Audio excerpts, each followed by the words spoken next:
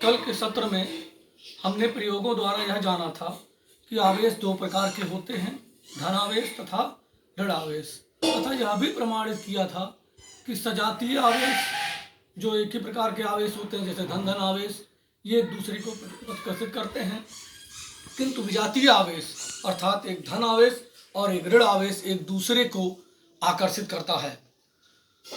आवेश की उपस्थिति का पता लगाने के लिए आपकी पाठ्य पुस्तक में उपकरण की एक संरचना वर्णित है, जिसमें एक बॉक्स में धातु की एक क्षण लंबवत लगी हुई है, जिसके निचले सिरे पर सोने के वर्क की दो पट्टियां लगी हुई हैं।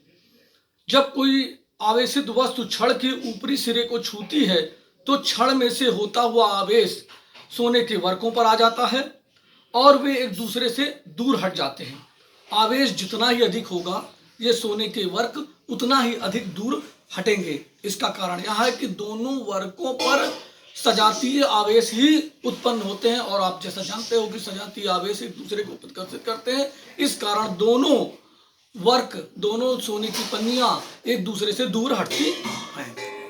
हम जानते हैं कि प्रत्येक पदार्थ, आपको पता है कि प्रत्येक पदार्थ जो भी है वो सभी परमाणुओं से मिलकर बने होते हैं और सामान्यतः प्रत्येक पदार्थ वैद्युत उदासीन होते हैं, क्योंकि परमाणुओं के केंद्र में एक नाभिक होता है जहां पर उसका समस्त द्रव्यमान केंद्रित होता है और नाभिक में प्रोटॉन और न्यूट्रॉन पाए जाते हैं।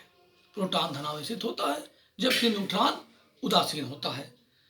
इसके अतिरिक्त नाभिक के चारों ओर विभिन्न कक्षाओं में इलेक्ट्रॉन चक्कर लगाते रहते हैं और किसी भी परमाणु में प्रोटॉनों की संख्या और इलेक्ट्रॉनों की संख्या बराबर होती है सामान्यतः, क्योंकि प्रोटॉन पर जितना धनावेश अर्थात +1.6 × 10⁻⁹ कूलम तथा उतना ही ऋण आवेश इलेक्ट्रॉन पर अर्थात -1.6 × 10⁻⁹ कूलम होता है। इस कारण परमाणु उदासीन होते हैं। परंतु जब किसी कारणवश परमाणु से इलेक्ट्रॉन निकल जाते हैं, ये रगड़ के कारण भी हो सकता है, तो परमाणु सापेक्ष रूप से धनात्मक हो जाता है, क्योंकि वहां पर इलेक्ट्रॉनों की संख्या में कमी आ जाती है और धनावेशों की संख्या अधिक हो जाती है।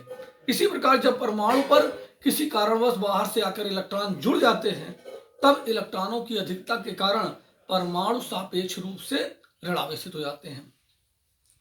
पदार्थों को आपस में रगड़े जाने पर इलेक्ट्रॉनों का स्थानांतरण होता है और इस प्रकार पदार्थ आवेशित हो जाते हैं, परंतु यह आवेशन बहुत कम समय के लिए होता है और वातावरण में उपस्थित बहुत सारे वातावरण में आपके आवेश इधर उधर विचरण कर रहे हैं और जब ये उस पदार्थ के संपर्क में आ जाते हैं तो वे पुनः उस आवेशित पदार्थ को उदासीन बना देते हैं। अब हम लोग अगली हेडिंग चालक तथा वैद्युत रोधी अर्थात कंडक्टर्स एंड इंसुलेटर्स का वर्णन करेंगे। चालक तथा वैद्युत रोधी वे पदार्थ जो तुरंत ही अपने में से होकर वैद्युत को प्रवाहित होने देते हैं, ऐसे पदार्थों को हम चालक पदार्थ कहते हैं। जबकि इसका कारण यह होता है कि प्रत्येक चालक पदार्थ में कुछ इलेक्ट्रॉन होते हैं जो पदार्थ के भीतर गति करने के लिए स्वतंत्र होते हैं। सामान्यतः हम चालक पदार्थ धातुएं, लोहा, तांबा, एल्यूमिनियम, मानव तथा जंतु शरीर और पृथ्वी चालक पदार्थ हैं। कुछ पदार्थ जो अपने में से होकर वैद्युत को प्रवाहित नहीं होने देते हैं, वे वैद्युत रोधी या कुचालक कहलाते हैं। कांच, पोर्सिलीन, प्लास्टिक, रबर, नायलॉन, लकड़ी वैद्युत रोधी पदार्थ हैं, इंसुलेटर्स। जब कुछ आवेश किसी चालक पर स्थानांतरित होता है, अगर आवेश चालक पर स्थानांतरित होता है तो हम पाते हैं कि आवेश चालक के पूरे पृष्ठ पर फैल जाता है। परंतु यदि विद्युत रोधी पदार्थ पर हम आवेश का स्थानांतरण करते हैं, यानी आवेश को उधर रखते हैं, डालते हैं, तो वो एक ही स्थान पर पड़ा रहता है। इसी प्रकार जब हम किसी आवेशित वस्तु को पृथ्वी के संपर्क में लाते हैं तो उसका अतिरिक्त आवेश है वो भूमि में चला जाता है। इस प्रक्रिया को हम भू संपर्कित करना अर्थात अर्थिंग करना कहते हैं। हमारे घरों में जो भी बड़े उपकरण होते हैं सामान्यतः वो 2 पिन से नहीं बल्कि 3 पिनों द्वारा जुड़े होते हैं। ये तीसरा पिन जो है वो घर के पास गड़े किसी भूमि के अंदर गड़े किसी प्लेट से जुड़ा रहता है, और जब भी कभी उपकरण में अचानक कोई त्रुटि उत्पन्न होती है, कोई इलेक्ट्रिक शॉक उत्पन्न होता है, तो वो जो अतिरिक्त धारा उत्पन्न होती है वो इस तार के माध्यम से भूमि में चली जाती है और हमारा उपकरण तथा हमारे साथ कोई दुर्घटना नहीं होती है। तीसरी हेडिंग आज की है, हम पढ़ेंगे प्रेरण द्वारा आवेशन। प्रेरण द्वारा आवेशन मतलब चार्जिंग बाय इंडक्शन।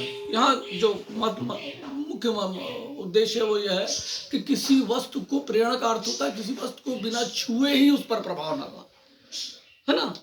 तो जब किसी चालक को हम बिना स्पर्श किए उसे किसी दूसरी आवेशित वस्तु के समीप लाने पर उसमें जो आवेशन उत्पन्न होता है, किसी चालक को हम स्पर्श न करें और किसी दूसरी आवेशित वस्तु को उसके समीप ले आवें तो उसमें एक आवेशन उत्पन्न होगा। इस प्रक्रिया को हम प्रेरण द्वारा आवेशन कहते हैं।